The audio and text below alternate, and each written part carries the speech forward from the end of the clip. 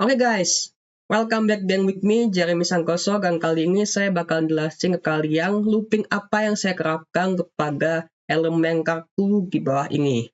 Nah, seperti yang kita tahu, looping itu dibagi dua. Looping jenis pertama, yang seperti kita kenal, itu for, while, kalau di JavaScript ada for in, for off, untuk array.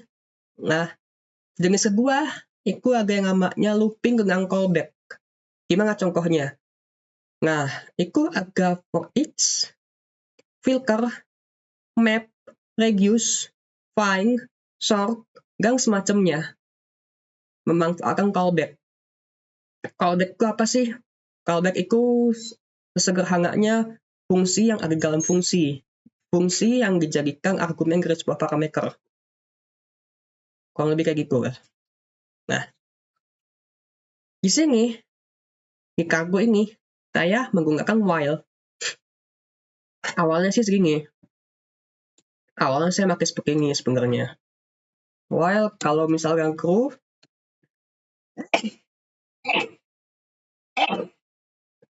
while kalau misalnya crew,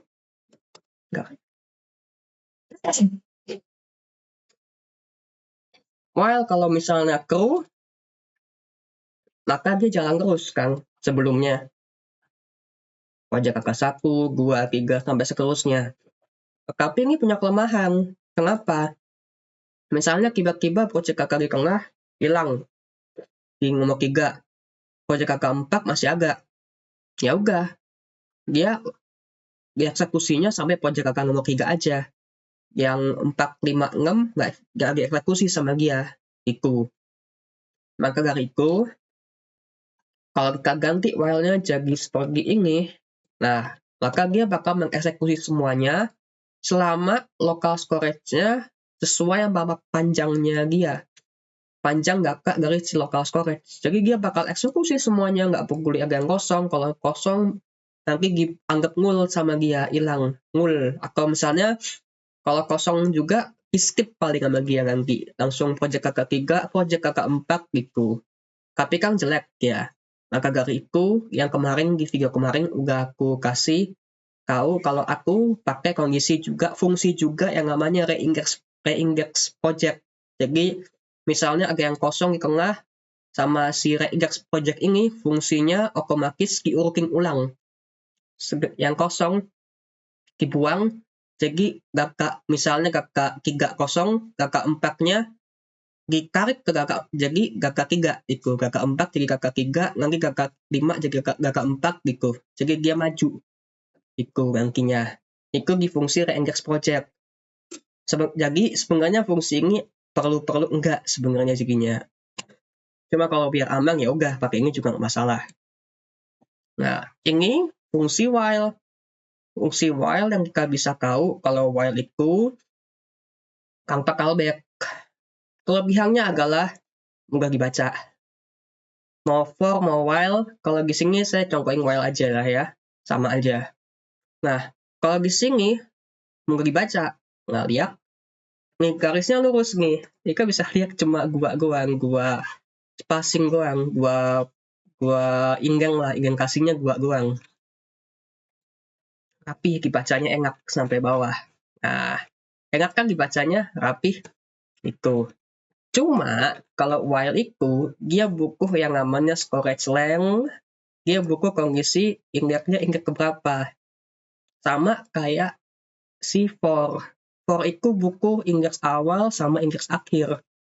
Meskipun kita balik lagi, sebenarnya bisa bikin aja kayak gini. While crew, selama dia crew jalan terus. Kalau nggak crew ya udah berhenti. Itu kelebihan si while seperti itu juga sebenarnya dibanding si for. Nah, sekarang kita mau jalanin nih. Jalanin ini dulu ya. Crew dulu ya. Kalau crew kita mau jalanin. Nah, aman ya di sini. Masih sesuai. Nih, 4 ya. Nah, kalau misalkan gini, ini apa? Indeksnya 1. Local storage length-nya agak berapa? Agak 4. Oke ya. Jika perhatiin, lebih besar sama gengang. Selama dia lebih besar sama gengang, local storage-nya ikut, yang length-nya jadi 4-nya ikut gitu. Oke ya. Sampai sini jalan nggak ada masalah sebenarnya.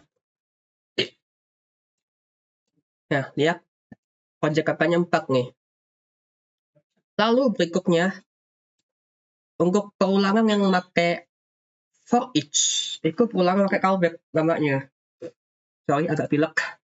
Nah, di sini kita bisa aja langsung kita nah, sampai sini kita kasih komentar dulu. Ya, komentarin. Oke guys, sekarang kita bisa lihat punyanya saya di codingan log project pakai for each. For each itu adalah perulangan pakai callback. Simpelnya gitu. Nah, di sini kita perulangan pakai callback nggak perlu lagi pakai data awal. Index awal nggak perlu. Kita juga nggak perlu ngerti dia punya length-nya berapa, panjangnya berapa. Kita nggak perlu tahu. Karena si for each otomatis udah ngasih tahu. Otomatis si for each itu udah istilahnya, oh situ gak ke array. Ya udah, karena gak ke array, aku udah ngerti nih. Kamu gak ke array punya nilai awal berapa, panjangnya berapa, dibaca satu persatu di dalam gak ke array. Karena for each itu balik lagi, for each mapping, cross filter dan semacamnya, looping dalam callback itu khusus buat array. Kalau mau looping biasa, ya pakai looping biasa kayak while, for, itu. Kalau ini khusus buat array loopingnya. Karena khusus buat array, maka si nilai awal, nilai akhirnya udah ngerti semua. Kurang lebihnya gitu, udah dapat lah. Nah, di sini juga kan kita nunggu indeks sendiri nih. Nunggu indeksnya 1. Kalau misalnya bisa juga nunggu indeksnya 0, tapi kita maunya 1 kan. Kita mulai dari 1 sampai 0 sampai akhir projectnya.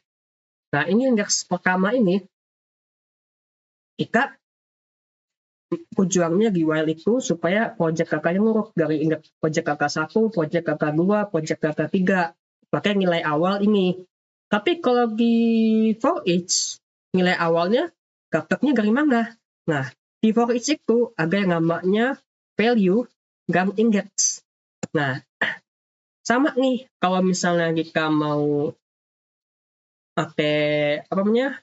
Pakai for atau pakai while, kan kita nungguin nilai awalnya dulu kan indeksnya, tapi manual.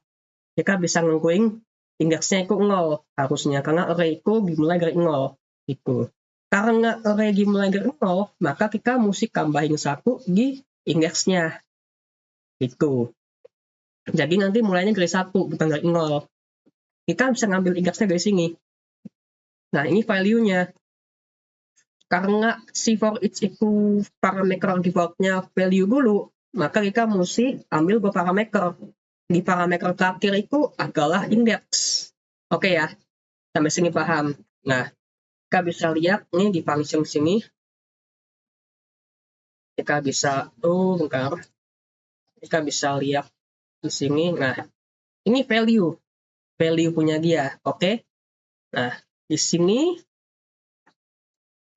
indeks. Simpel itu, ini indeks 0, 1, 2, 3. Nah, ini array, karena dari 0. Itu.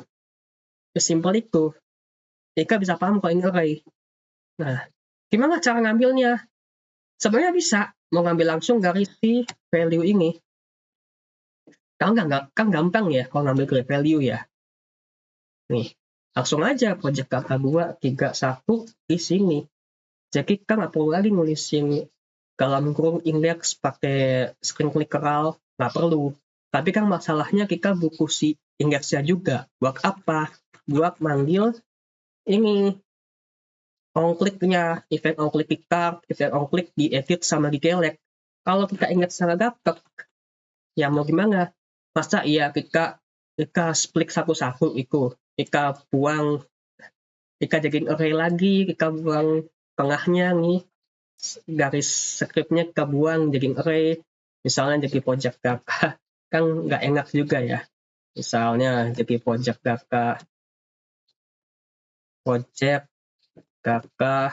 koma aku ikut Kangka buang skripnya pakai split kalau nggak salah ya pakai split itu kan nggak enak gitu, mungkin langsung aja ambil dari indeksnya sini, indeksnya dari tadi barusan yang diawali oleh angka 0.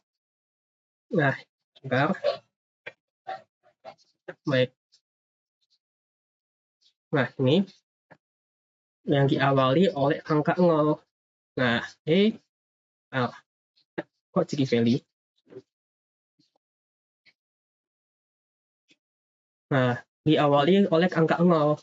Sehingga kalau kita perhatiin, indeks di sini, I-nya saya kambing 1. Jadi nanti mulainya dari 1. 1, 2, 3, 4, 5, sampai seterusnya. Sehingga dari indeks ini, kita bisa ngambil kemari. Kita bisa ngambil kemari. Bisa juga ngambil ke sini. Kita bisa narik ke atas, narik ke kemari.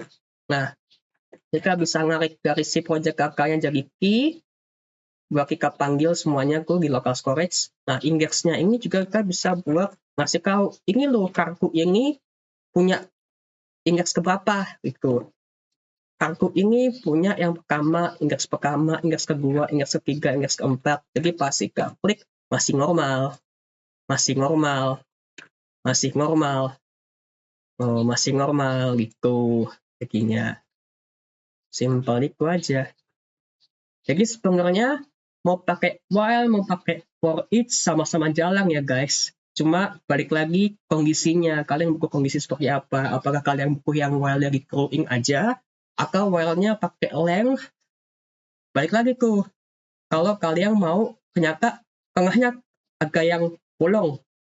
Nah, pakai crew aja, supaya tengahnya yang bolong agak eksekusi selanjutnya. Jangan sampai tengah-tengahnya ngul, atau tengah-tengahnya ke skip datanya. Begitu, pakai crew. Tapi kalau misalnya kalian mau semuanya, nggak peduli agak-agak yang skip, ya udah pakai length-nya berapa. Itu kamu tentuin panjang kakaknya berdasarkan kakak yang ada di dalam array. Atau misalnya di sini kasusnya di project data, di dalam local storage. Kita anggap aja itu array gitu. Berdasarkan panjang dari panjang kakak dari si local storage gitu. Begitu juga di for each. Di for each, nah for each dia nggak pakai namanya panjang kakak. Nah itu. Nah, pakai panjang kakak, kita nggak pakai namanya indeks awal, langsung aja deklarasi definisiin. Saya mau array ini, si local storage ini, give for each berdasarkan kondisi yang saya mau di bawah ini, selesai. Nah, tinggal parameternya keambil. Agar parameter si value, parameter pertama, parameter kedua itu si indeks. Value itu isinya project kakak 1, 2, 3, 4, 5. Indeks itu isinya adalah yang tadi barusan 0, 1, 2, 3, 4, 5, 6 itu. Nah, 0, 1, 2, 3, 4, 5, 6. Terus di sini kita gini aja udah langsung semuanya. Nah, itu jadinya guys. Sehingga dari si value dan indeks ini kita bisa ambil buat kasih identitas dari si kartu kita ini. Kita bisa dari si indeks ini kita bisa ngasih tahu ini loh project kakak ini yang mau ambil gitu. Nah, kalau balik lagi sih, sebenarnya bisa juga sih kalau kalian mau kan value, ya udah value-nya kalian bisa kirim kan project kakak, tapi nggak bisa juga sih. Tetap enakan ini. Kan soalnya kan ini 0 kan dianggapnya, bukan 1. Karena kalau misalkan saya tarik di kakak 1 di value ini, indeksnya 0, ujung-ujungnya malah dia bega. Kalau klik ini yang ngambil ini nanti. Karena dia ngarik kakaknya ke depan. Jelek di situ. Harus sesuai indeks balik lagi.